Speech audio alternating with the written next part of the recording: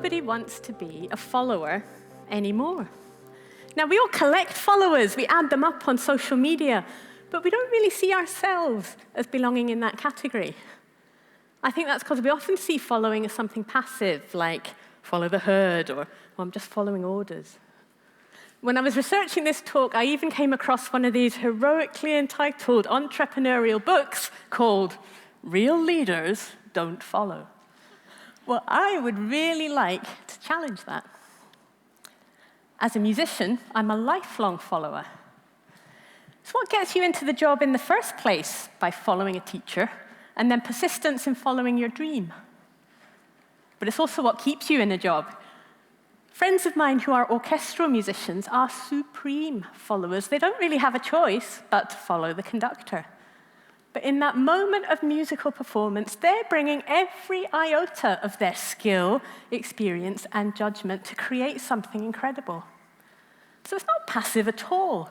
It's a highly skilled process of collaboration and cooperation, and doing something together that would be impossible alone. And it gets deeper. In my own journey as a musician, I began to work in places like hospitals, prisons, and forensic psychiatry. These are environments where you have to continually adapt to what's going on and to the people that you're with in order to try and make some kind of connection. Now, I learned this the hard way. I was the person who managed to sing the song "Stand By Me" to a woman who had no legs. I was mortified. I was like the singing beetroot.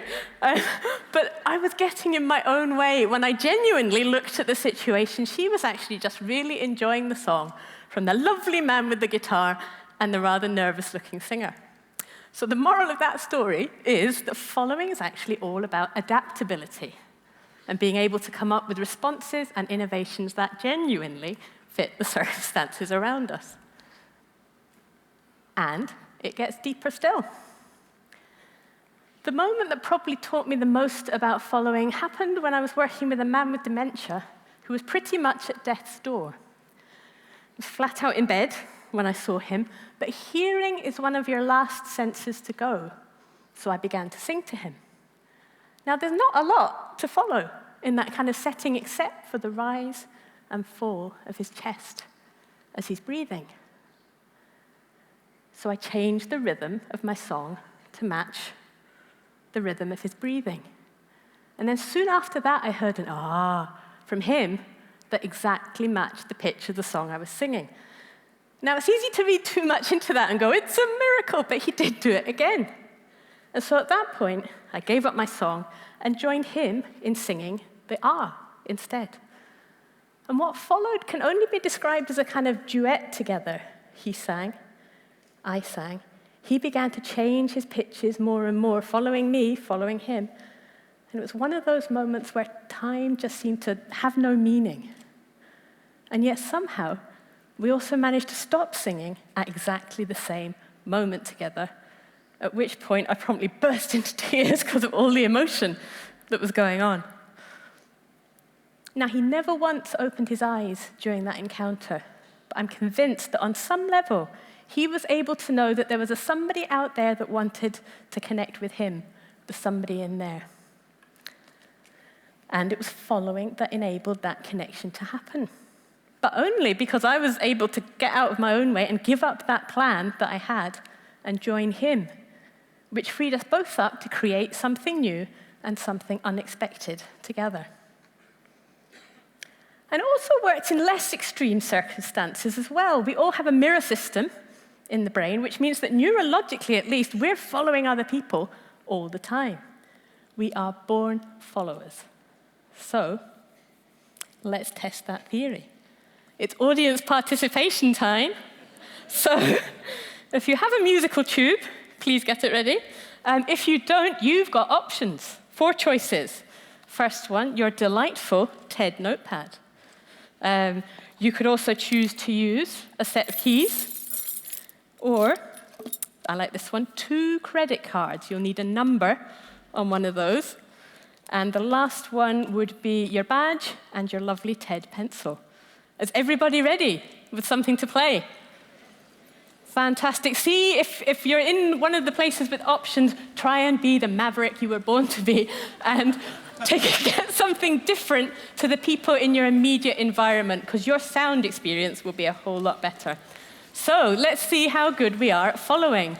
We'll start, hold your instruments tight for now, but we'll start with a beat from Dan. Great. So before we play, let's start by following. Put that beat somewhere in your body, like your elbow or something like that.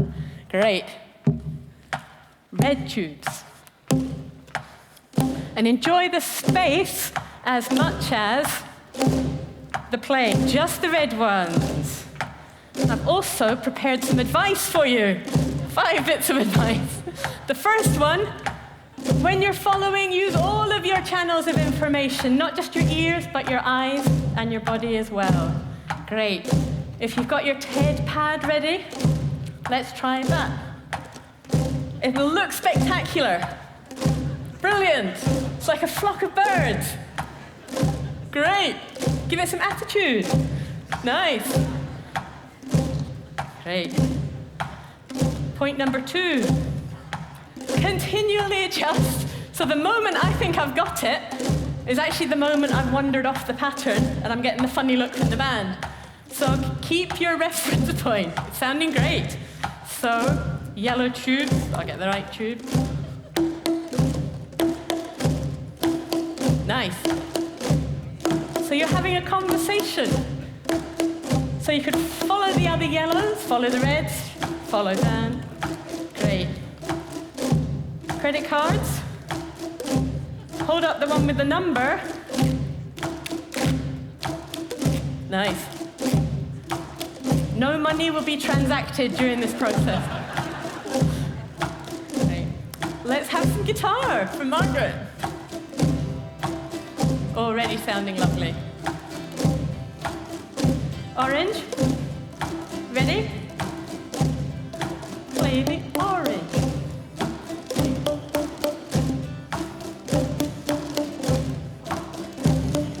Great. Groove it in the middle. Great. Keys, you ready? We're going to go shake, shake, shake, catch.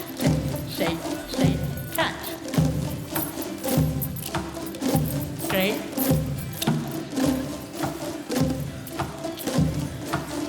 Point number 3. As we're getting more and more rhythms, get out of your own way. See if you can hear the whole, rather than just your part. Listen from the outside in, rather than the inside out. Greens. Keep on playing. Keep on playing.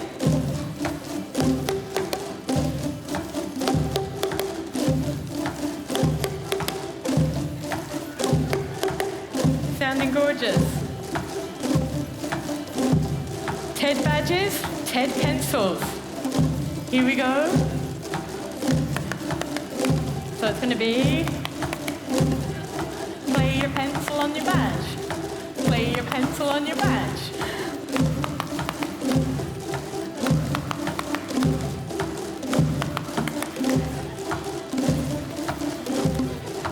Last one. Purples. Get a long rhythm. A 1, a 2, a little purple tube. A 1, a 2, a little purple tube.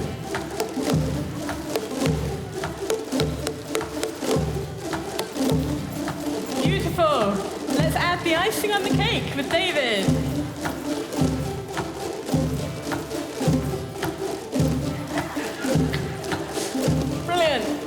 Let's see if we can do something fancy now. Let's see if we can all stop after a count of 4 and then start again. Ready? 1, 2, 3, 4. 2, 3, go!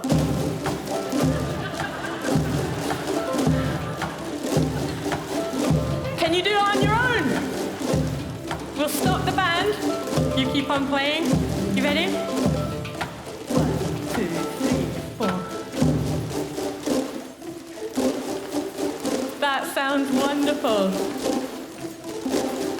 Next fancy thing, we'll see if we can swap from you to the band. After 4, you guys stop, they'll start. After 1, 2, 3, 4.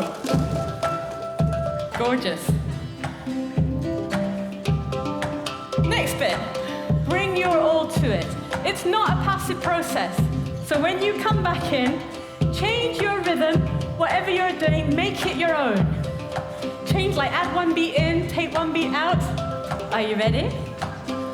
After 1, 2, make up your own. Go!